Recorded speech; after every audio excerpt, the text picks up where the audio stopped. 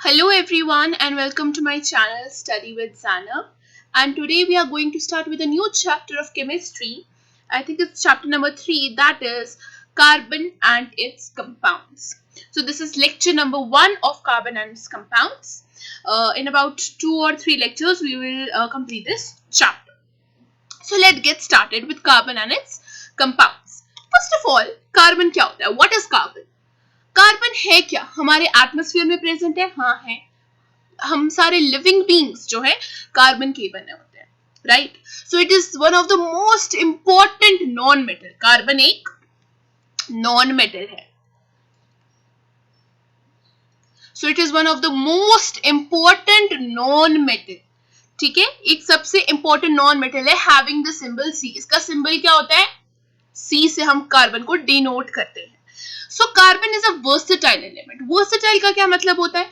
हम मतलब जो हर तरीके के काम कर सकता है. ठीक है, हर तरीके से वो हमारे काम आ सकता है. हम जैसे बोलते हैं ना that she is very versatile.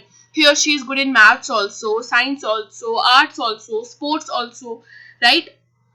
तो कार्बन एक वर्सेटाइल एलिमेंट है बिकॉज कार्बन एक लौता ऐसा एलिमेंट है that can make plethora of compounds, right? So carbon is a versatile element. Or as it can be, it is evident from the facts that all the living systems are made up of carbon compounds. For example, plants, human beings, animals, birds, insects, ये सब जो है carbon compounds के बने हैं. हम खुद carbon के ही बने हैं. So it is a versatile element. It is the basis of life. Carbon is the basis of life. क्योंकि हम सारे लिविंग बींग, सारे प्लांट्स, इंसेक्ट्स, एनिमल्स, सब कुछ कार्बन कंपाउंड्स के ही बने हुए होते हैं.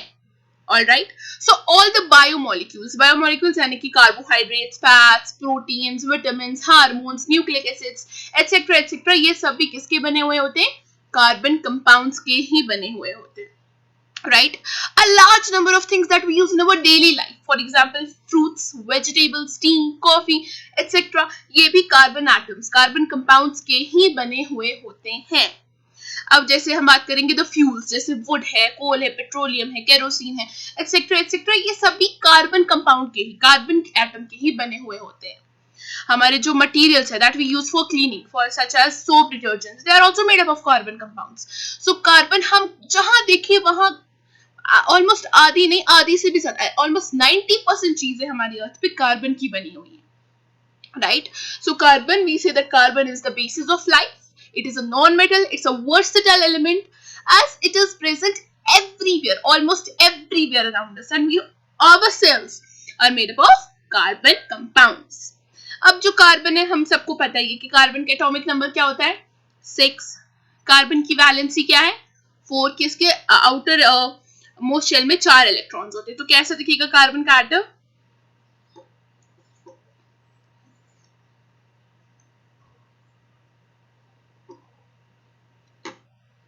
तो यहाँ पर 2, यहाँ पर 4, यहाँ से एक और होगा, वेट, तो 4 एलिमेंट्स कार्बन का एटम. इसके फर्स्ट शेल में 2 इलेक्ट्रॉन्स होते हैं और लास्ट शेल में 4. तो इसकी कार्बन की वैलेंसी इज 4. कार्बन का atomic number is 6. So electronic configuration इसकी कैसी होगी? 2 and 4, right? So carbon is an element which is of immense significance in both its metal form and in the combined form. It is a non-metal with symbol C. All the living things including human beings, animals, birds, insects, plants, etc. are made up of carbon compounds like carbohydrates, proteins, fats, vitamins, hormones, nucleic acids, etc. The compounds of carbon are known as organic compounds. जो carbon के compounds होते हैं, जो carbon जिनके साथ मिलकर compound बनाता है, जिसमें कार्बन प्रेजेंट होता है जिन कंपाउंड्स में, उनको हम ऑर्गेनिक कंपाउंड्स बोलते हैं. It is the 6th element of the periodic table, मतलब इसका एटॉमिक नंबर कार्बन का 6 है. That is one atom of carbon contains 6 electrons. With its electronic configuration, K shell में 2 होंगे और L shell में 4 होंगे. The valency of carbon is 4. The significance of carbon seems to be immense to life in spite of only a small amount of carbon being available in nature.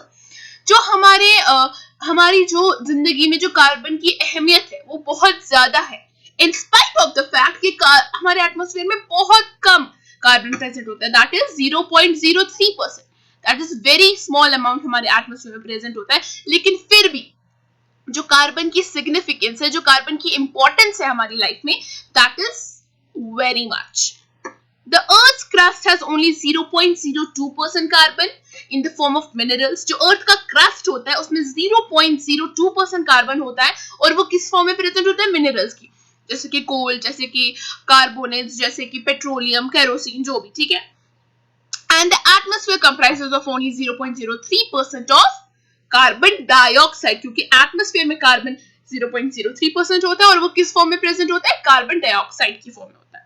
सो हमें समझ में आ गया कि कार्बन होता क्या है. It is a non metal, it is a versatile element, it is the basis of life.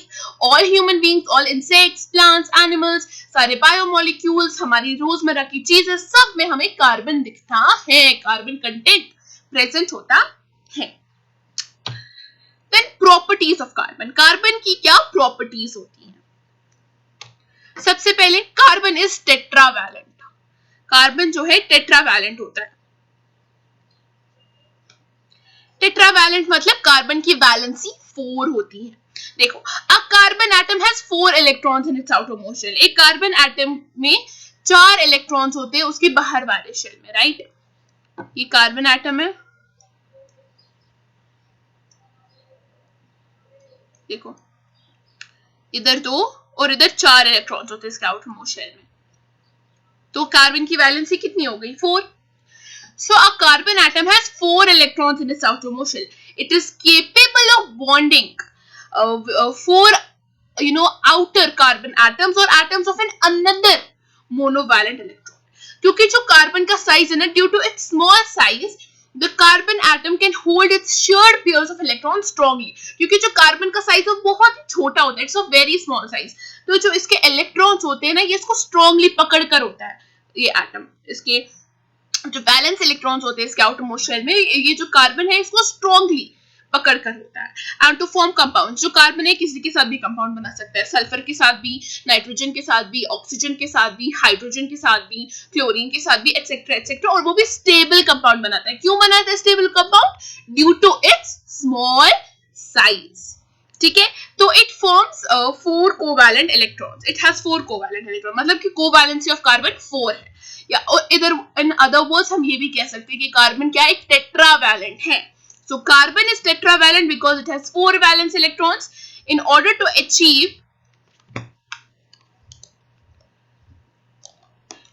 to achieve noble gas configuration, carbon shares these electrons with 4 atoms of hydrogen. ये हम आगे पढ़ेंगे कोवैलेंट बॉन्डिंग के बारे में. अभी हम दूसरी इस पे चलते हैं, प्रॉपर्टी पे कार्बन की. दूसरी प्रॉपर्टी है कार्बन की, that carbon is tetrahedron. Carbon tetrahedron होता है. एक डच साइंटिस्ट था जिनका नाम था वेंटहॉफ. उन्होंने पॉइंट आउट किया that the 4 valency of carbon, जो ये 4 वैलेंसी है कार्बन की, ये एक प्लेन में लाइन नहीं करती है, but are directed towards the 4 corners of a regular tetrahedron.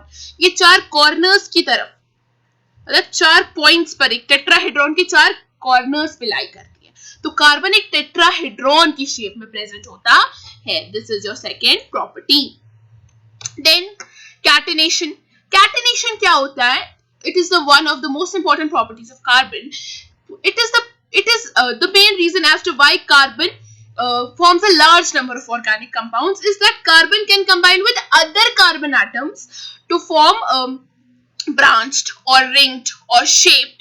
किसी भी तरीके की शेप्ड कंपाउंड से बना सकते हैं. स्ट्रेट, ये ब्रांच चेन बना सकता है. लंबी लंबी चेन्स में कार्बन प्रेजेंट होता है. इस प्रॉपर्टी को, कैटेनेशन को हम सेल्फ लिंकिंग भी बोलते हैं. सेल्फ लिंकिंग भी बोलते हैं. इन शॉर्ट, इस प्रॉपर्टी का मतलब कि कार्बन जो है चेन्स में प्रेजेंट होता है. ब्रांच चेन भी हो सकती है, स्ट्रेट चेन भी हो सकती है, क्लोज चेन भी हो सकती है. क्लोज चेन को हम रिंग चेन भी बोलते हैं, रिंग स्ट्रक्चर. ठीक है. So the main reason as to why carbon forms a large number of organic compounds is that carbon can combine with other carbon atoms. ठीक है, जो एक कार्बन है वो दूसरे कार्बन एटम्स के साथ कंबाइन हो सकता है.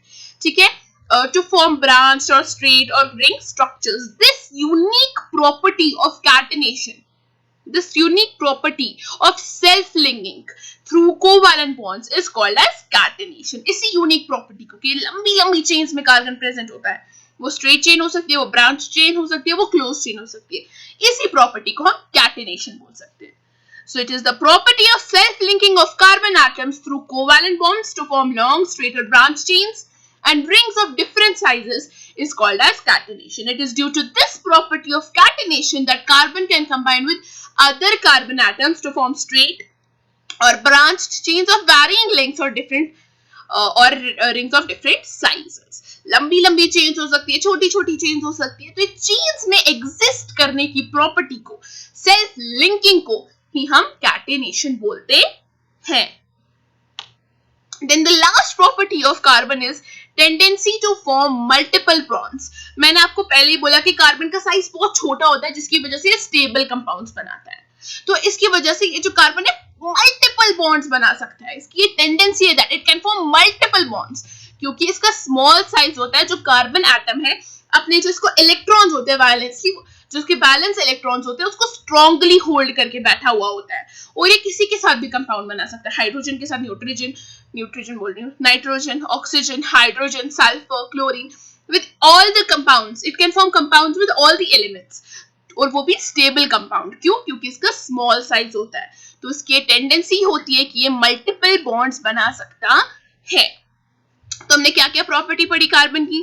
हाँ, सबसे पहले हमने पढ़ा that carbon is tetravalent, that a carbon atom has 4 electrons in its valence shell and it is capable of bonding 4 outer carbon atoms or atoms of another monovalent electron. क्योंकि इसका small size होता है, carbon atoms can hold its shear pair of electrons strongly and compounds से किसी के साथ भी बना सकते हैं stable compounds. तो टेट्रावैलेंट है यानी कार्बन की वैलेंसी 4 है. ठीक है. सेकंड प्रॉपर्टी हमने पढ़ी कि कार्बन जो है एक टेट्राहेड्रॉन है.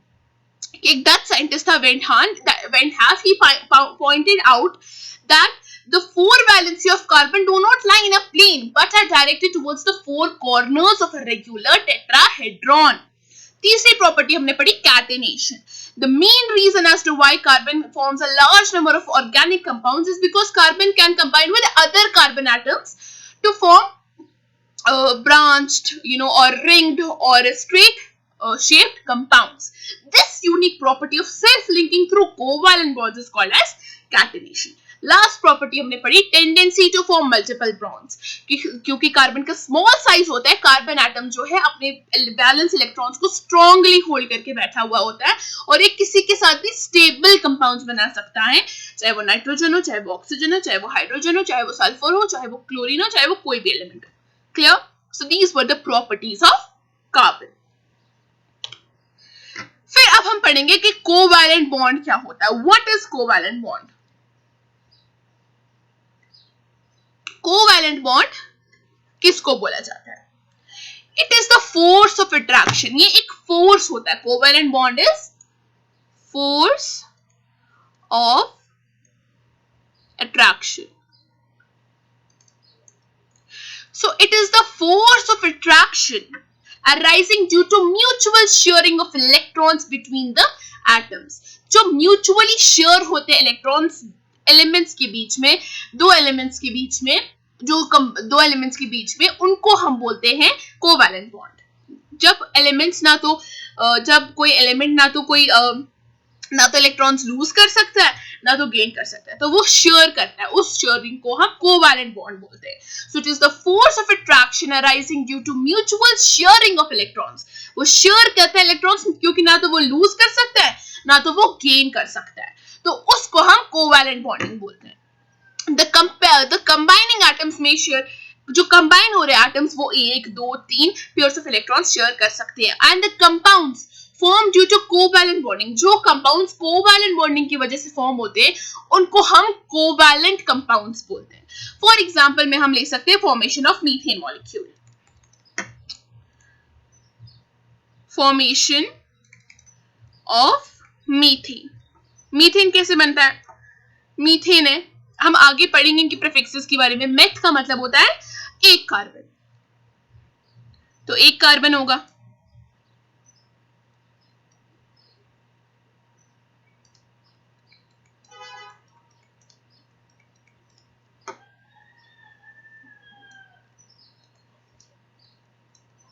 तो ये एक मीथेन मॉलिक्यूल बन जाएगा। 4 वैलेंसी है तो 4 हाइड्रोजन, सो CH4 ऐसे मीथेन बनता है। तो ये एक कोवैलेंट, क्योंकि इलेक्ट्रॉन शेयर कर रहा है 4 हाइड्रोजन एटम्स के साथ, तो इसी को हम कोवैलेंट बॉन्डिंग बोलते हैं। अब देखो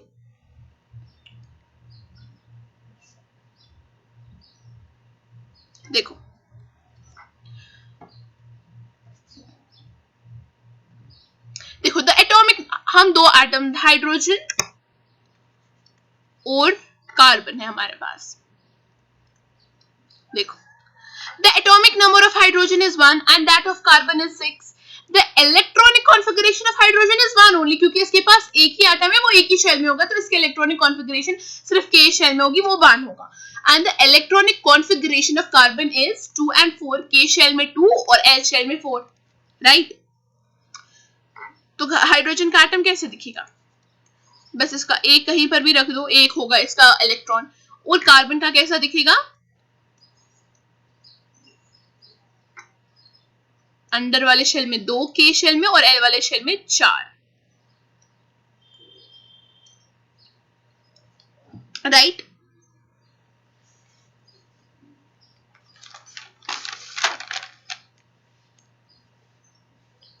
देखो, अब जो हाइड्रोजन एटम है, the hydrogen has one electron in its only shell and needs one more to complete its duplet.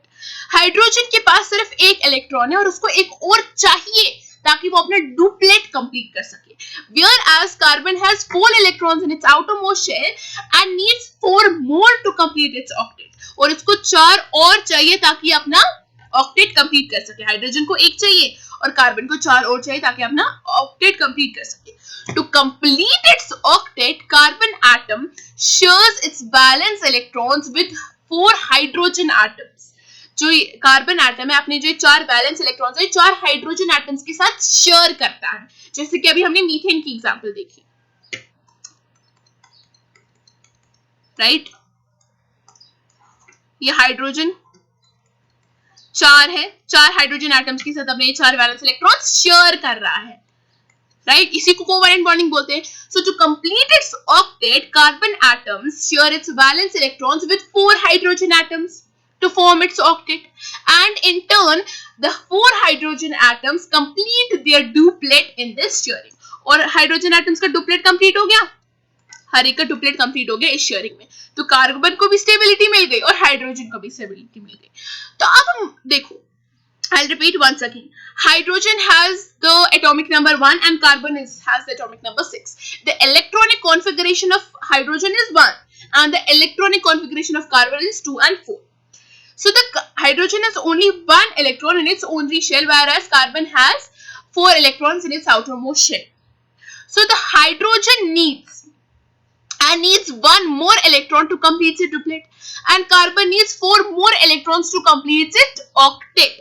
To complete its octet, जो carbon atoms है, carbon atoms share its valence electrons with 4 hydrogen atoms के साथ ये अपने valence electrons share कर रहा है, जैसे कि मीथेन की एग्जांपल मैं आपको बता रही हूँ, ठीक है?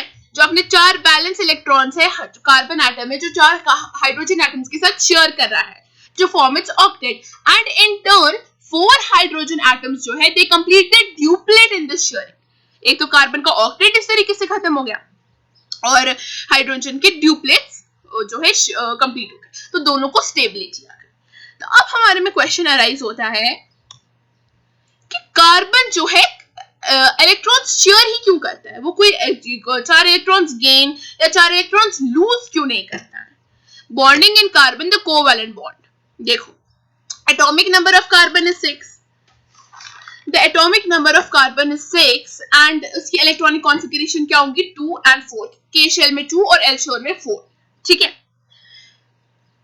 So it can either gain 4 electrons, या तो ये 4 electrons gain कर सकता है to form, ताकि ये बन जाए C4 minus ions, और lose 4 electrons to form C4, या तो ये 4 electrons lose करके C4 plus ions बन सकता है, या तो ये lose कर सकता है 4 electrons, या तो ये gain कर सकता है 4 electrons। लेकिन कार्बन इन दोनों में से कुछ भी नहीं करता है, उसका एक बहुत अच्छा रीजन है। लुक, देखो, It can either gain 4 electrons to form C4 minus ions, or it can gain 4 electrons, lose 4 electrons to become C4 positive ions, right? And अगर ये C4 आयंस बन गए तो C4 माइनस आयंस बन गया, तो इसके आउटर वॉल्यूम शेल में कितने होंगे? 8 इलेक्ट्रॉन। और अगर ये C4 प्लस आयंस बन गया, मतलब इसने अगर इलेक्ट्रॉन्स लूज किए 4, तो इसको सिर्फ 2 बचेंगे इसके फर्स्ट और लास्ट शेल में। लेकिन पॉसिबल नहीं है कार्बन के लिए टू फॉर्म सच, ऐसा एनायन या कैटायन फॉर्म करना कार्बन के लिए पॉसिबल ही नहीं है, as it would be highly unstable, क्योंकि ये बहुत ज्यादा हाईली अनस्टेबल होगा अगर कार्बन ऐसा करेगा। क्यों? देखो, because the nucleus needs a large amount of energy. देखो मैं आपको समझाती हूँ, वेट। कार्बन है, प्रोटॉन्स, ये कार्बन है, यहाँ पर प्रोटॉन्स है, ठीक है, ये कार्बन के प्रोटॉन्स है। ये 2 इलेक्ट्रॉन्स होते हैं outer most shell, first shell में, और लास्ट शेल में कार्बन में कितने इलेक्ट्रॉन्स होते हैं? 4 इलेक्ट्रॉन्स होते हैं। देखो, अगर कार्बन जो है फॉर एग्जांपल 4 इलेक्ट्रॉन्स लूज करेगा, फॉर इंस्टेंस अगर उसने 4 इलेक्ट्रॉन्स लूज किए, तो अगर वो देखो जितने नंबर ऑफ इलेक्ट्रॉन्स होंगे उतने नंबर ऑफ प्रोटॉन्स होंगे, और इलेक्ट्रॉन्स का नंबर क्या है? 6 इलेक्ट्रॉन्स है इसके पास, आउटर मोस्ट शेल में 4 और अंदर वाले शेल में 2, तो 6 इलेक्ट्रॉन्स है, उतने ही प्रोटॉन्स होंगे। तो अगर कार्बन 4 इलेक्ट्रॉन्स लूज करेगा तो इसके पास सिर्फ 2 इलेक्ट्रॉन्स बच जाएंगे, और प्रोटॉन्स का नंबर तो 6 है। तो क्या कार्बन के जो 6 प्रोटॉन्स है सिर्फ 2 इलेक्ट्रॉन्स को पकड़ के बैठेंगे? देखो, नेचर में वही चीज होती है ना जो बहुत ज्यादा कन्वीनियंटली हो जाए। तो अगर ये 6 इलेक्ट्रॉन सिर्फ 2 इलेक्ट्रॉन्स को पकड़ के बैठेंगे, नॉट कन्वीनियंट, नॉट फिजिबल। तो कार्बन इलेक्ट्रॉन्स जो है लूज नहीं करेगा। आप बोलोगे तो लूज नहीं करेगा तो गेन कर दे, गेन भी नहीं करेगा। क्यों? देखो, अगर कार्बन 4 इलेक्ट्रॉन्स गेन करेगा तो इसके आउटर मोस्ट शेल में कितने हो जाएंगे? पहले ऑलरेडी 4 थे, और 4 गेन करेगा तो आउटर मोस्ट शेल में 8 हो जाएंगे, राइट? और अंदर वाले शेल में तो ऑलरेडी 2 थे, तो टोटल इलेक्ट्रॉन्स कितने हो जाएंगे? 10। और प्रोटॉन्स हमारे पास कितने हैं? 6। तो न्यूक्लियस को एक बहुत ज्यादा एनर्जी चाहिए होगी इन 10 इलेक्ट्रॉन्स को पकड़ के रखने के लिए, and it would be highly unstable हो जाएगा ये। तो इसलिए ये गेन भी नहीं कर पाएगा क्योंकि इसके पास इतनी एनर्जी ही नहीं है, ठीक है? सो ना ये लूज करेगा ना ये गेन करेगा, ये शेयर करेगा। ऑलराइट, सो फिर से मैं रिपीट करती हूँ, कार्बन का एटॉमिक नंबर 6 है और इसकी इलेक्ट्रॉनिक कॉन्फ़िगरेशन इज 2 and 4। सो हमें जो कार्बन है, it can either gain 4 electrons to form C4 minus ions, or it can lose 4 electrons to form C4 plus ions. If it gains 4 electrons, तो इसके outmost shell में 8 electrons होंगे, और अगर ये लूज 4 इलेक्ट्रॉन्स करेगा तो इसके सिर्फ 2 शेल होंगे, इन इस फर्स्ट 2 इलेक्ट्रॉन्स होंगे इन इस first and the last shell, क्योंकि वही इसका फर्स्ट शेल भी बन जाएगा, लास्ट शेल भी बन जाएगा, right? But it is not possible for carbon to form such anion or cation, as it would be highly unstable because the nucleus needs a large amount of energy. Nucleus को बहुत सारी energy चाहिए to hold 10 electrons with only 6 protons or remove 4 electrons. ठीक है? Due to its small size, the carbon atoms can hold its shear pair of electrons strongly. जो nucleus है उसका छोटा साइज होता है, जो इसकी वैलेंस इलेक्ट्रॉन्स 4 होते हैं, न्यूक्लियस उनको स्ट्रांगली पकड़ के रख पाता है क्योंकि वो 6 प्रोटॉन्स है, और कार्बन का जो साइज है कार्बन एटम का वो बहुत छोटा होता है।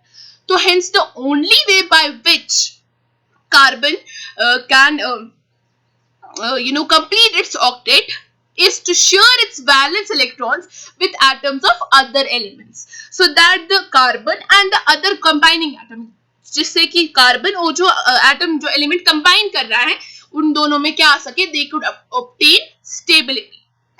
Hence, the only way by which carbon can complete its octet is to share its valence electrons with atoms of other elements, so that the carbon as well as the other combining element could obtain stability.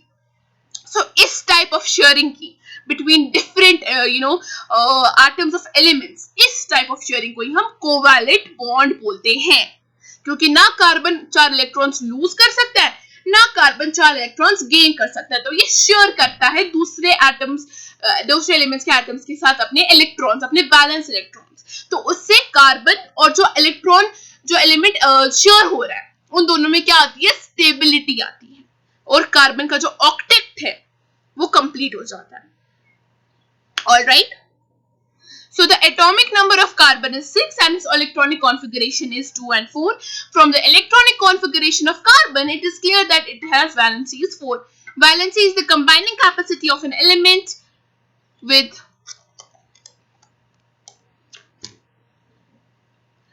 other elements to form new compounds. Valency of an element depends upon the number of valence electrons, that is, number of electrons present in its outermost shell.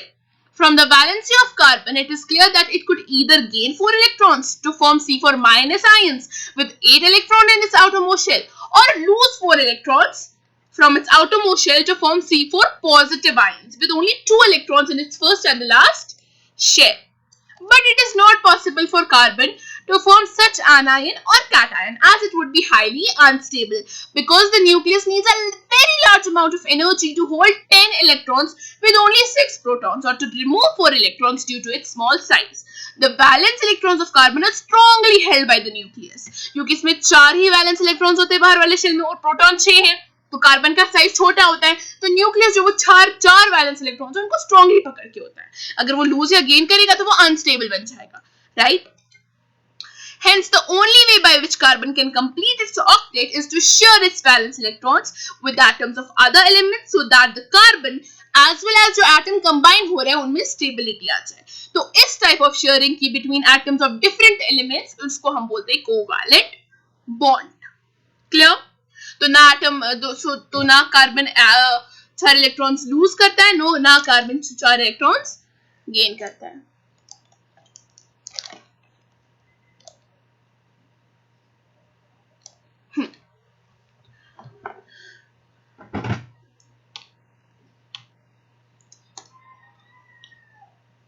अब हम पढ़ेंगे about allotropy. Allotropy क्या होती है? When an element exists in different forms with same chemical properties but different physical properties.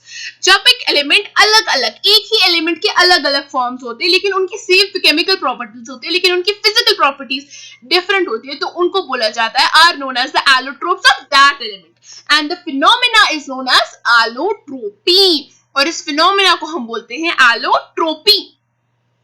जब एक element different forms में exist करता है लेकिन उनकी केमिकल प्रॉपर्टीज सेम होती है लेकिन फिजिकल प्रॉपर्टीज डिफरेंट होती है, that is known as the allotropes of that element, and the phenomena is known as allotropy. So the various allotropic forms of carbon. Carbon के वेरियस एलोट्रोपिक फॉर्म्स जो है broadly 2 classes में classify हुए. एक होती है क्रिस्टलाइन फॉर्म्स, एक होते हैं एमोरफस फॉर्म्स. क्रिस्टलाइन फॉर्म्स में आपका डायमंड, ग्राफाइट, फ्यूलरीन्स आता है, और एमोरफस फॉर्म में आपका coal, coke, charcoal, animal charcoal, lamp black, carbon black, gas carbon, petroleum coke की सारा आता है. इसमें आपको डिटेल में इस चैप्टर में आपको क्रिस्टलाइन फॉर्म्स के बारे में पढ़ना है, that is diamond, graphite and fullerenes. ठीक है, फिर से रिपीट करती हूँ, what is allotropy? When an element exists in different forms with same chemical properties but different physical properties are known as the allotropes of that element, and the phenomena is known as allotropy. The various allotropic forms of carbon are broadly classified into 2 classes. एक तो crystalline forms होते हैं, amorphous forms होते हैं. आज हम यहाँ पर क्रिस्टलाइन फॉर्म्स के बारे में पढ़ेंगे. So starting with allotropes of carbon, क्या क्या होते हैं? एक आपका डायमंड होता है, एक आपका ग्रेफाइट होता है, एक आपका फ्यूलरीन्स होता है. Let's start with diamond. तो मैंने अभी आपको बोला एक तो इसका क्रिस्टलाइन फॉर्म्स होता है, एक एमोरफस फॉर्म होता है. क्रिस्टलाइन में आपका डायमंड आता है, ग्रेफाइट आता है, फ्यूलरीन्स होता है, और सीएनटीज भी आते हैं जिसके बारे में आपको नहीं पढ़ना है इस चैप्टर में. We have to only study about fullerenes. और एमोरफस फॉर्म में आपका चारकोल आता है, कार्बन ब्लैक कार्बन आता है, कोक आता है. ठीक है, so let's start with diamond. Allotropes of carbon, diamond. Diamond क्या है? In diamond पहले मिलता कहाँ है? In nature, diamond is found deep inside the earth under very high temperature and high pressure. Diamond के जो है वो earth के deep inside मिलता है, और उसके लिए एक तो high pressure होना चाहिए और high temperature होना चाहिए. ठीक है? Diamond can be artificially synthesized by subjecting pure carbon to very high pressure of about 50 to 60,000 atmosphere and high temperature of approximately 18.78 Kelvin. जो डायमंड है ये अर्थ के डीप इनसाइड मिलता है, इसके लिए दो कंडीशंस बहुत इंपॉर्टेंट है। एक तो वेरी हाई प्रेशर होना चाहिए, और दूसरा हाई टेम्परेचर।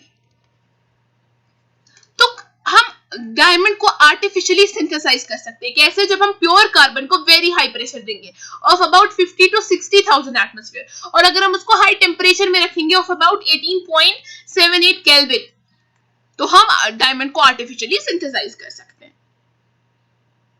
क्लियर? तो अब हम थोड़ा डायमंड के स्ट्रक्चर के बारे में पढ़ेंगे। देखो, diamond is one of the best known allotropes of carbon, useful for both industrial applications and jewellery, hardest known natural mineral, dominant industrial use is in cutting, drilling, grinding, diamond edged cutters and polishing. तो जो diamond है, पहले हम diamond का थोड़ा सा structure देख लेते हैं।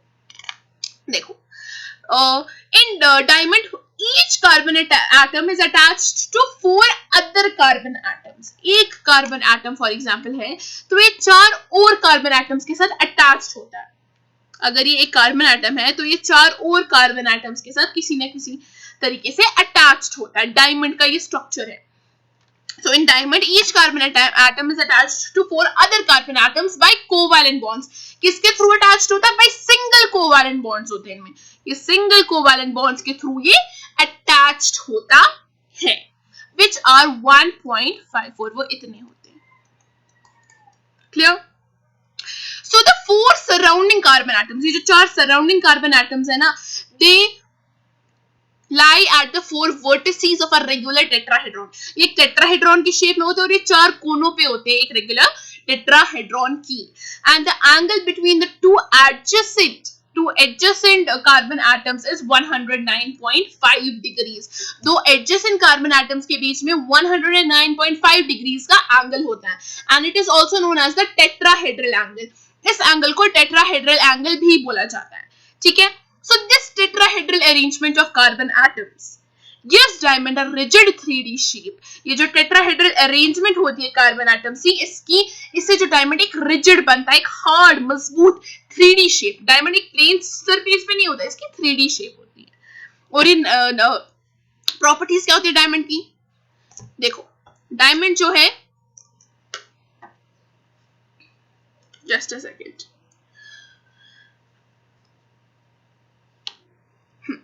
जो डायमंड है सबसे पहले the 3D network structure makes diamond the hardest natural substance known. इसका जो 3D नेटवर्क स्ट्रक्चर होता है ना, इससे जो डायमंड है वो सबसे हार्डेस्ट नेचुरल सब्सटेंस अभी तक का जाना जाता है। Due to the 3D network structure, the carbon atoms in diamond are closely packed and hence the diamond has a high density. जो कार्बन एटम्स होते हैं ना डायमंड में, वो बहुत closely packed होते हैं, इसलिए जो डायमंड की डेंसिटी होती है वो बहुत ज्यादा हाई होती है, of about 3.5. Then a large amount of energy is needed to break the structure of diamond. अगर आपको स्ट्रक्चर ब्रेक करना है डायमंड का तो उसके लिए आपको बहुत सारी एनर्जी चाहिए। And therefore the melting point of diamond is quite high. जो melting point होता है डायमंड का वो quite high है। It is about 3930 degree Celsius, और अगर हम केल्विन में बोले तो 4203 केल्विन। ये melting point है आपके डायमंड का। ठीक है? And then since all the 4 valence electrons are firmly held, therefore the diamond is a poor conductor of electricity. क्योंकि जो उसके 4 वैलेंस इलेक्ट्रॉन्स होते हैं ना, वो firmly held होते हैं, इसलिए डायमंड इलेक्ट्रिसिटी कंडक्ट नहीं करता है। It is a poor conductor of electricity. It is non-conductor of heat and electricity. And it has highest thermal conductivity of any substance. ये किसी भी substance की इसके पास highest thermal conductivity होती है। For example, हम कार्बन की बोल सकते हैं, डायमंड की जो है about 5 times that of carbon है thermal conductivity। ठीक है? It has because of the high refractive index. इसका refractive index high होता है, about 2.45 इसका refractive index होता है। Diamond can reflect and refract light. Diamond light को reflect भी कर सकता है, refract मतलब bending of light। जब light एक मीडियम से दूसरे मीडियम में घुसती है तो वो bend होती है ना, उस फिनोमेना को refraction बोलते हैं, राइट? तो डायमंड जो है लाइट को रिफ्लेक्ट भी कर सकता है और रिफ्रैक्ट भी कर सकता है। As a result, diamond is a transparent substance. I hope आप सबने diamond देखा ही होगा, वो transparent substance होता है, 3D होता है, 3D rigid होता है. All right. So these are the properties of diamond. So एक बारी रिवाइज कर लेते हैं हम diamond को. डायमंड क्या है? डायमंड के लिए very high pressure, very high temperature होना चाहिए. In nature it is found deep inside the earth under very high pressure and high temperature. Diamond can be artificially synthesised by subjecting pure carbon to high pressure of about 50 to 60,000 atmosphere and very high temperature of about 18.78 Kelvin. जो diamond है, each carbon atom is attached to 4 other carbon atoms by single covalent bonds, which are 1.54. And the surrounding 4 carbon atoms lie at the 4 vertices of a regular tetrahedron, and the angle between the 2 adjacent carbon atoms is 109.5 degrees Celsius, and it is also known as the tetrahedral angle. And this tetrahedral arrangement of carbon atoms in diamond gives diamond a rigid 3D shape. Structure. Properties क्या होती है diamond की? Diamond जो है free state में आकर करता है. So the 3D network structure makes diamond the hardest natural substance known, and due to the 3D network structure, the carbon atoms in diamond are closely packed, and hence the density of diamond is high. And a large amount of energy is needed to break the structure of diamond. Therefore, the melting point of diamond is quite high, that is 3930 degrees Celsius or 4203 Kelvin. And since all the 4 valence electrons of the diamond are firmly held, therefore the diamond is a poor conductor of heat and electricity. It is a non-conductor of heat and electricity. It has high thermal conductivity of any known substance, about 5 times of that of carbon. And because of high refractive index, that is 2.45, diamond can reflect and refract light, and as a result, diamond is a transparent substance. This is all about diamond. अब हम थोड़ा graphite के बारे में पढ़ते हैं. Graphite क्या होता है? तो in graphite the carbon atoms are arranged in form of hexagonal rings in layers. hexagon कैसा दिखता है? This is your hexagon. तो कार्बन में क्या होता है, ग्राफाइट में क्या होता है? हेक्सागोनल रिंग इन लेयर्स की फॉर्म में जो होते हैं अरेंज होते हैं. मैं आपको यहाँ पर ग्राफाइट, ये डायमंड का स्ट्रक्चर है, ये ग्राफाइट का स्ट्रक्चर है. This is how a graphite looks. You can see how a graphite looks. Alright. So graphite में क्या होता है? इन ग्राफाइट कार्बन एटम्स जो होते हैं, in graphite carbon atoms are arranged in hexagonal rings in layers. ठीक है. तो ईच हेक्सागोनल, हर एक हेक्सागोनल रिंग में क्या होता है? Each hexagonal ring has 3 single and double bonds होते हैं. हर हेक्सागोनल रिंग में 3 सिंगल और 3 डबल बॉन्ड्स होते हैं. ठीक है. Each carbon atom is bonded to only 3 other carbon atoms. Diamond में 4 कार्बन एटम्स के साथ वो अटैच्ड है, लेकिन ग्राफाइट में सिर्फ 3 कार्बन एटम्स के साथ वो और अटैच्ड होता है. So each carbon atom is bonded to only 3 other carbon atoms in a and it is in a plane. Plane में it is वो एक plane structure होता है graphite in the same plane and forming a hexagonal ring-like structure इसका होता है. And graphite is a 2-dimensional sheet-like structure. Graphite के एक 2-dimensional sheet-like structure होता है and consisting of a number of, इसमें एक number of benzene rings होते हैं fused together. ठीक है. And these sheets are held together by surfaces force of attraction. देखो ये जो ग्राफाइट है ना, जो इसकी शीट्स होती है ना, ये एक साथ किस तरीके से जुड़े हुए होते हैं? सरफेसेस फोर्सेस ऑफ अट्रैक्शन की मदद से. ठीक है. So this is how a graphite looks. अब इसकी प्रॉपर्टीज क्या होती है ग्राफाइट की? So एक बार में हम पढ़ लेते हैं. Unlike the tetrahedral arrangement of atoms in diamond, the carbon atoms in graphite are arranged in the form of hexagonal rings and layers.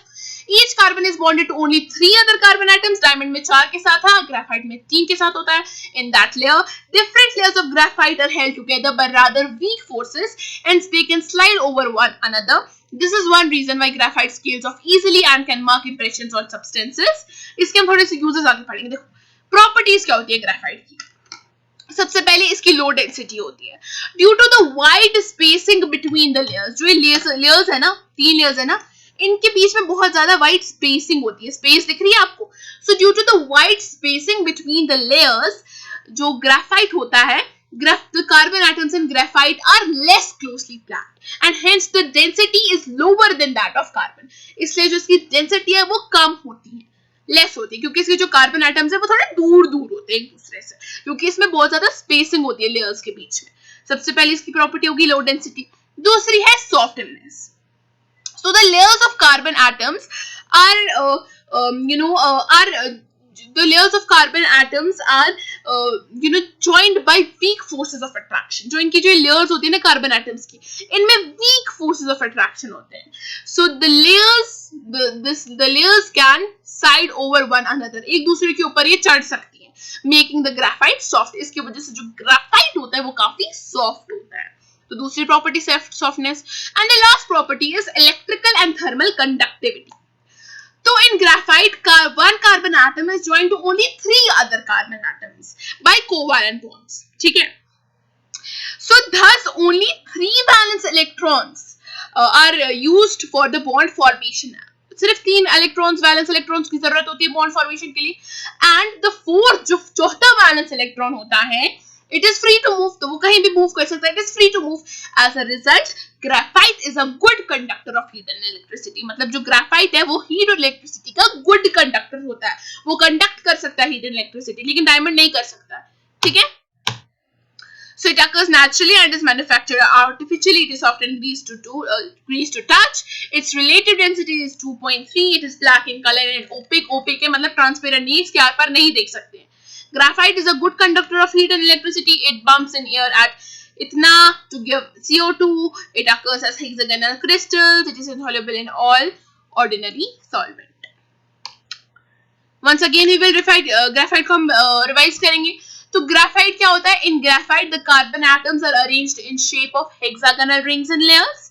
And each carbon atom is bonded to only 3 other carbon atoms, and that in the same plane and forming a hexagonal shape. एक hexagonal structure बनाता है. So each hexagonal ring has 3 double and triple bonds, and graphite has a 2-dimensional sheet-like structure होता है. graphite का 2-dimensional होता है वो, और एक sheet-like structure होता है graphite का 2-dimensional sheet-like structure. And it consists of a number of benzene rings fused together, and the sheets are held together by surfaces forces of attraction. जो इसकी sheets है ये एक साथ किसके थ्रू होते हैं? surfaces forces of attraction. इसकी सबसे पहली प्रॉपर्टी की इसकी low density होती है due to the wide spacing between the layers. जिसमें wide spacing होती है, graphite has the carbon atoms in graphite are less closely packed, and hence the density is lower than that of carbon. Softness दूसरी है. Though the layers of carbon atoms are, held by weak forces of attraction, so the layers can side over one another, therefore making the graphite soft. तीसरा है that in graphite carbon atom is joined to only 3 other carbon atoms by covalent bonds. Thus only 3 valence electrons are used for the bond formation, and the 4th valence electron is free to move. As a result, graphite is a good conductor of heat and electricity. Moving on to fullerenes.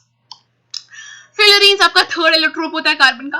फ्यूलरीन जो होता है it is a स्फेरॉइडिकल, sphere की shape में होता है. देखो ये फ्यूलरीन है, ये बकमिनिस्टर असली में फ्यूलरीन है. देखिए जो फ्यूलरीन होता है ना स्फेरॉइडिकल इन शेप होता है, and it contains even number of carbon atoms. Fullerene में सिर्फ even number of carbon atoms होते हैं जो कि 60 से 350 के बीच में होता है. ठीक है. एंड बकमिनिस्टर फ्यूलरीन जो एक फ्यूलरीन का टाइप है, इसको C60 फ्यूलरीन भी बोला जाता है because it contains 60 carbon atom. 660 क्यों बोला जाता है? क्योंकि इसमें सिर्फ बकमिनिस्टर फ्यूलरीन एक टाइप होता है फ्यूलरीन का, इसमें सिर्फ 60 कार्बन एटम्स होते हैं, and it is of a football की शेप का दिखता है. ये बकमिनिस्टर फ्यूलरीन एक फुटबॉल की शेप का दिखता है. ठीक है. और फ्यूलरीन जो होते हैं it is a dark solid at room temperature. Room temperature पे एक डार्क सॉलिड की तरह दिखता है. And it is neither soft nor very hard. ना तो ये ज्यादा soft होता है ना तो ये ज्यादा hard होता है. So it is neither very soft nor very hard. And C60 fullerene is a एक small, जो C60 fullerene होता है सबसे ज्यादा stable होता है और एक small molecule होता है, और इसमें सिर्फ 60 कार्बन एटम्स होते हैं और एक स्फीयर की शेप में होता है, एक फुटबॉल की शेप में होता है. इसको हम बकमिनिस्टर फ्यूलरीन बोलते हैं. बकमिनिस्टर फ्यूलरीन इसके डिस्कवरर के नाम पे इसका नाम पड़ा है बकमिनिस्टर फ्यूलरीन.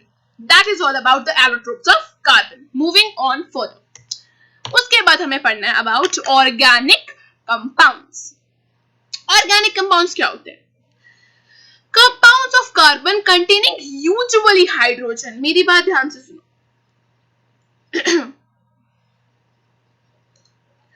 वो कार्बन के कंपाउंड्स जिसमें यूजुअली हाइड्रोजन, जरूरी नहीं है कि सिर्फ हाइड्रोजन हो, एंड वन और मोर अदर एलिमेंट, जैसे कि नाइट्रोजन हो सकता है, हाइड्रोजन हो सकता है, ऑक्सीजन हो सकता है, सल्फर हो सकता है, फास्फोरस हो सकता है, क्लोरीन हो सकता है, उसको हम ऑर्गेनिक कंपाउंड्स बोलते हैं.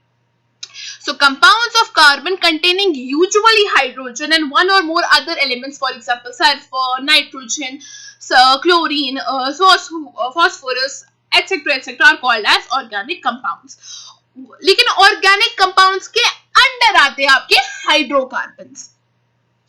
अब वो ऑर्गेनिक कंपाउंड्स जिसमें सिर्फ कार्बन और हाइड्रोजन का बॉन्ड होता है, उनको हम हाइड्रोकार्बन्स बोलते हैं. ये ऑर्गेनिक कंपाउंड्स ही होते हैं, लेकिन इनमें सिर्फ हाइड्रोजन और कार्बन का बॉन्ड होता है, तो उनको हम हाइड्रोकार्बन्स बोलते हैं. तो आप देख लो हाइड्रोजन और ऑक्सीजन, हाइड्रोजन और कार्बन का बॉन्ड की दोस्ती कितनी ज्यादा गहरी है कि ये एक ऑर्गेनिक कंपाउंड्स के अंदर एक सब ब्रांच बना रहे हैं, हाइड्रोकार्बन्स. तो ऑर्गेनिक कंपाउंड्स जो है कार्बन के साथ किसी का भी बॉन्ड हो सकता है, लेकिन हाइड्रोकार्बन्स में सिर्फ हाइड्रोजन और कार्बन का ही बॉन्ड होगा ना. एज द नेम सजेस्ट, नाम ही खुद हाइड्रोकार्बन बोल रहा है, सिर्फ हाइड्रोजन और कार्बन का बॉन्ड होगा. लेकिन ऑर्गेनिक कंपाउंड्स में यूजुअली हाइड्रोजन होता है, लेकिन जरूरी नहीं है कि सिर्फ हाइड्रोजन हो, नाइट्रोजन भी हो सकता है, ऑक्सीजन भी हो सकता है, क्लोरीन भी हो सकता है, सल्फर भी हो सकता है, फास्फोरस भी हो सकता है. लेकिन हाइड्रोकार्बन जो होते हैं ऑर्गेनिक कंपाउंड्स होते हैं, लेकिन ऐसे ऑर्गेनिक कंपाउंड्स जिसमें सिर्फ कार्बन और हाइड्रोजन का बॉन्ड प्रेजेंट होता है. समझ आया? तो अब जो ये हाइड्रोकार्बन्स होते हैं ये दो तरीके के होते हैं. एक होते हैं सैचुरेटेड हाइड्रोकार्बन्स और दूसरे होते हैं अनसैचुरेटेड हाइड्रोकार्बन्स. देखो सैचुरेटेड हाइड्रोकार्बन्स में आपकी यूजुअली एल्केन आते हैं और अनसैचुरेटेड हाइड्रोकार्बन्स में आपकी एल्कीन और एल्काइन आते हैं. ठीक है. Saturated hydrocarbons, those compounds of carbon and hydrogen, क्योंकि हाइड्रोकार्बन्स में सिर्फ हाइड्रोजन और कार्बन के कंपाउंड्स होते हैं. देखो ऑर्गेनिक कंपाउंड्स जो है कार्बन के कंपाउंड्स होते हैं, लेकिन इसमें यूजुअली हाइड्रोजन होता है, लेकिन कुछ और भी हो सकता है ऑर्गेनिक कंपाउंड्स में. लेकिन हाइड्रोकार्बन्स में सिर्फ कार्बन और हाइड्रोजन का ही बॉन्ड होता है. ऑर्गेनिक कंपाउंड्स में एक ब्रांच आती है hydrocarbons, that contains the bond of hydrogen and carbon only, hydrogen and carbon only. तो हाइड्रोकार्बन्स दो तरीके के होते हैं, सैचुरेटेड हाइड्रोकार्बन्स होते हैं और एक अनसैचुरेटेड हाइड्रोकार्बन्स होते हैं. Saturated hydrocarbons, compounds of carbon and oxygen with only single covalent bond of hydrogen and carbon, जिसमें सिर्फ सिंगल कोवैलेंट बॉन्ड होता है हाइड्रोजन और कार्बन के दरमियान, उनको हम सैचुरेटेड हाइड्रोकार्बन्स बोलते हैं. इसमें एल्केन्स आते हैं. और अनसैचुरेटेड हाइड्रोकार्बन्स होते हैं the compounds of carbon and hydrogen with double or triple covalent bonds between hydrogen and carbon are called as unsaturated hydrocarbons, जिसमें या तो डबल और ट्रिपल बॉन्ड्स होते हैं हाइड्रोजन और कार्बन के दरमियान. इसमें दो तरीके आते हैं, तो एल्कीन्स आते हैं और एक एल्काइंस आते हैं. हम थोड़ा डिटेल में पढ़ेंगे. देखो अल्केन्स क्या होते हैं? अल्केन्स का मतलब होता है इनमें सिंगल बॉन्ड होता है कार्बन का. ठीक है. These are containing carbon carbon single bonds होते हैं इनमें, and the single bond is made up of a sigma bond. इसकी जनरल फॉर्मूला क्या होती है? जनरल फॉर्मूला इसकी एल्केन्स की होती है CnH2n+2. और N का क्या मतलब होता है? N का मतलब होता है नंबर ऑफ कार्बन एटम्स, कितने कार्बन एटम्स प्रेजेंट है किसी चेन में. ठीक है. एल्कीन्स क्या होता है? एल्कीन्स होते हैं जिनमें सिर्फ डबल बॉन्ड्स होते हैं. जो एल्कीन्स है ये सैचुरेटेड हाइड्रोकार्बन होते हैं और एल्कीन्स और एल्काइंस अनसैचुरेटेड हाइड्रोकार्बन्स होते हैं. तो एल्कीन एक अनसैचुरेटेड हाइड्रोकार्बन है जिसमें कार्बन एटम्स जो होते हैं कनेक्टेड किससे होते हैं? डबल बॉन्ड से. ठीक है. जैसे कि एथिलाइन, प्रोपलाइन. ठीक है. ये हम आगे इनका पढ़ेंगे. और इनकी जनरल फॉर्मूला होती है CnH2n और N क्या है? Number of carbon atoms.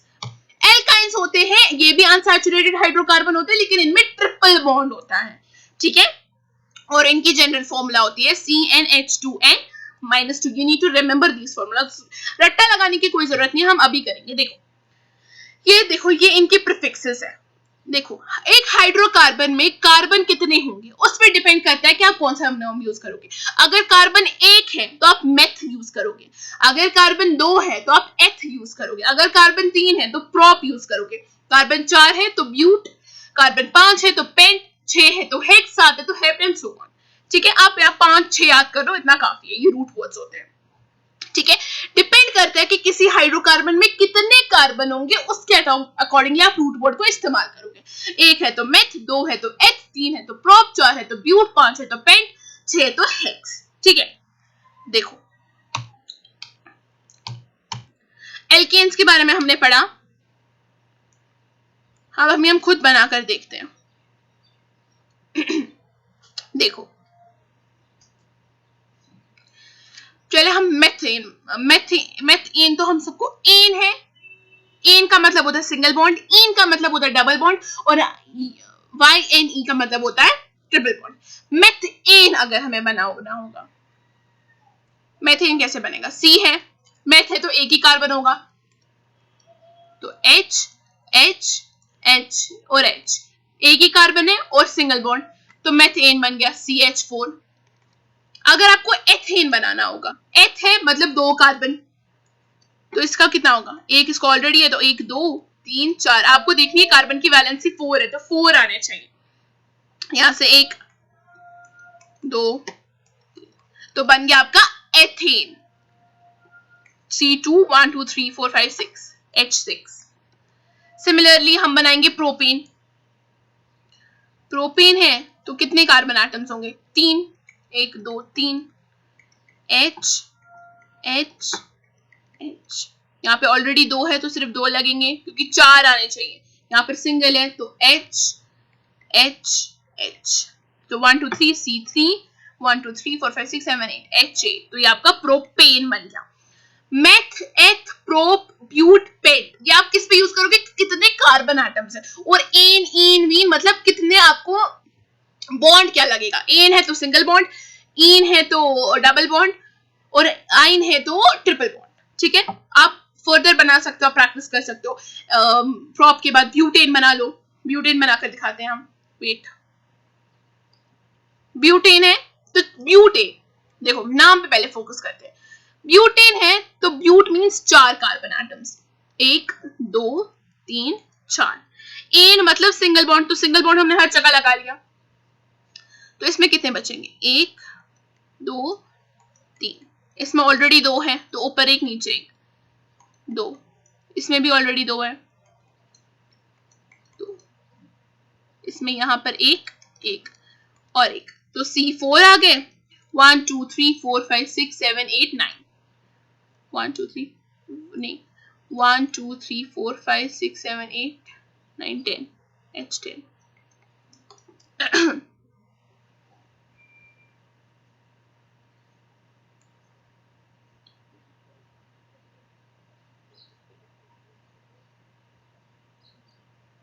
अब जनरल फॉर्मूला लगा, देखो हमने बोला एल्केन्स की जनरल फॉर्मूला होती है CnH2n+2, n मतलब नंबर ऑफ कार्बन, कितने कार्बन है, चार, तो 2 नंबर ऑफ कार्बन 4 प्लस 2, तो C4 2 2 सा 4,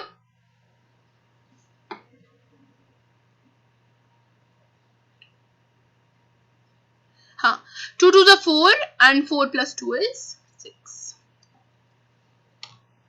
हाँ, तो एल्केन्स ऐसे आप पेंटेन, हेक्सेन, हेप्टेन बना सकते हो। एल्केन्स की जनरल फॉर्मूला CnH2n+2। फिर आती है आपकी एल्कीन्स, एल्कीन्स में आपके कितने बॉन्ड होंगे, डबल बॉन्ड होंगे, आपको बस रूट वर्ड्स याद रखने हैं।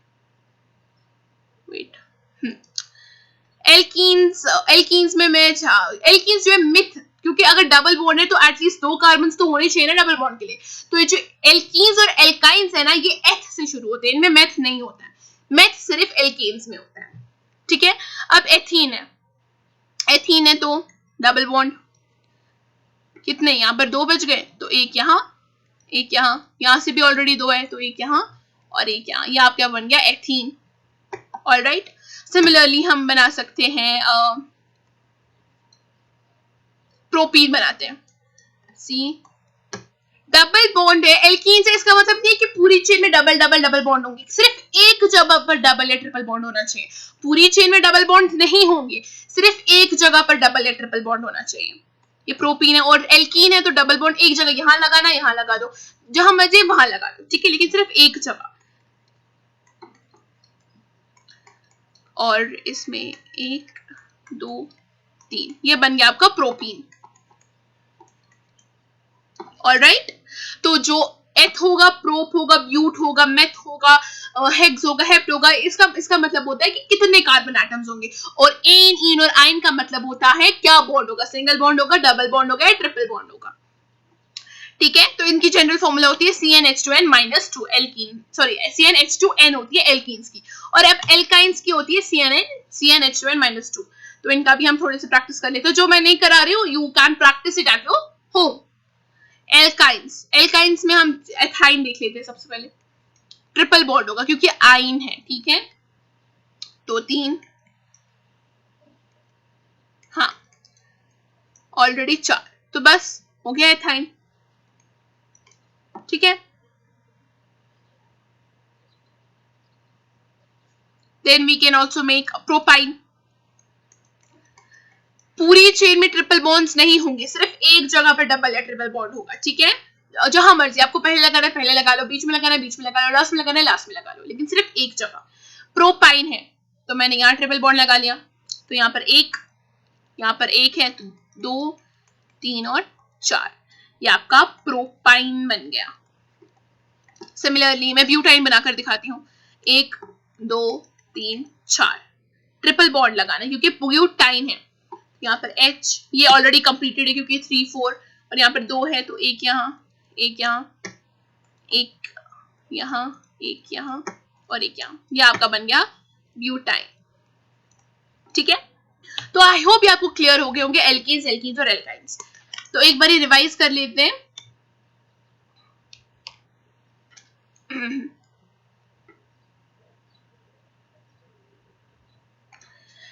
हमने पढ़ा कि ऑर्गेनिक कंपाउंड्स होते हैं,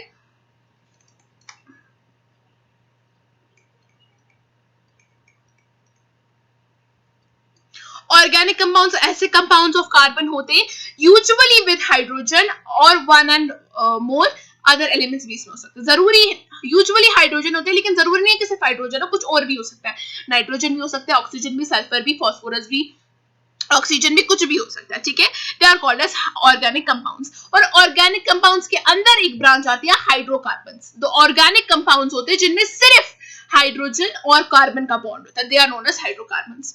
और जो हाइड्रोकार्बन्स हैं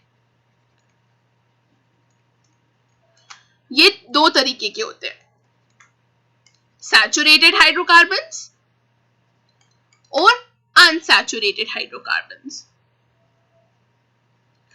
सैचुरेटेड हाइड्रोकार्बन्स में अल्केन्स आते हैं और इसमें अल्कीन्स और एल्काइंस आते हैं।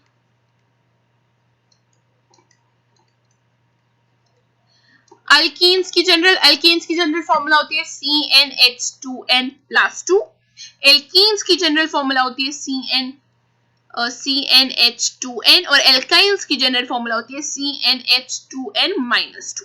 ठीक है, आप मेथ यूज करोगे, एथ यूज करोगे, प्रोप या ब्यूट, डिपेंड करते हैं कितने कार्बन एटम्स है, और एन, इन और आइन डिपेंड करता है कि कितना बॉन्ड है। सिंगल बॉन्ड है तो एन, डबल बॉन्ड है तो इन और ट्रिपल बॉन्ड है तो आइन। ठीक है, और एन्स में मेथ से शुरू होता है, लेकिन हमें डबल या ट्रिपल बॉन्ड के लिए मैक्सिमम 2 कार्बन एटम्स तो होने ही चाहिए, तो इसलिए अल्कीन्स में मेथ एच से शुरू होता है और अल्काइंस में भी एच से शुरू होता है, मेथ से सिर्फ एल्कीन्स में शुरू होता है।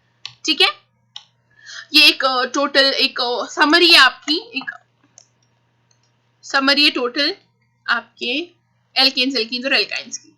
इसमें आपको स्ट्रक्चर भी दिखाया गया है, सैचुरेशन भी जनरल फॉर्मूला गया है, किस टाइप की बॉन्डिंग है, नेमिंग क्या है, सिंपलेस्ट स्ट्रक्चर भी आपको दिखाया गया है। ठीक है, क्योंकि इसमें मेथेन से शुरू होता है, इसका सिंपलेस्ट स्ट्रक्चर मेथेन होगा, और बाकियों में जो है एच से शुरू होता है तो इसका सिंपलेस्ट स्ट्रक्चर एथीन और इसका ethyne. Simple, as simple as that. तो alkanes, saturation, all carbon atoms hold the highest allowed amount of hydrogen carbons. इसकी general formula CnH2n+2. Type of bonding contains all single carbon to hydrogen bond, जिसमें single bonds होते हैं, and name किसमें होता है, an से end होता है, यानी कि single bond. और alkenes में unsaturated carbon atoms do not hold the highest allowed amount of hydrogen carbon atoms. इसकी general formula CnH2n. इसमें double bond होता है, double bond, single bond, और end इन से होता है, मतलब obviously double bond. और इसकी सिंपल क्या है, एथ से शुरू होता है। याद रखना एल्केन्स में मेथ से शुरू होता है और एल्कीन्स और एल्काइंस में एथ से शुरू होता है, क्योंकि डबल या ट्रिपल बॉन्ड के लिए मैक्सिमम 2 कार्बन एटम्स तो होने ही चाहिए। और एल्काइंस अनसैचुरेटेड है एंड CnH2n, यहाँ पर गलत लिखा है CnH2n-2, और contains at least 1 carbon atom to carbon triple bond, ends with the suffix "-ine", यानी कि ट्रिपल बॉन्ड होता है इसका, और ये इसकी सिंपलेस्ट एग्जांपल है, ठीक है, सिंपलेस्ट स्ट्रक्चर है। Alright, so that was all for today's lecture. हम नेक्स्ट क्लास में इस चैप्टर को आगे बढ़ाएंगे and we will try to finish this chapter. I hope you understood the chapter. If you did, do not forget to like, share, comment and subscribe to my channel. I'll take your leave now. Thank you.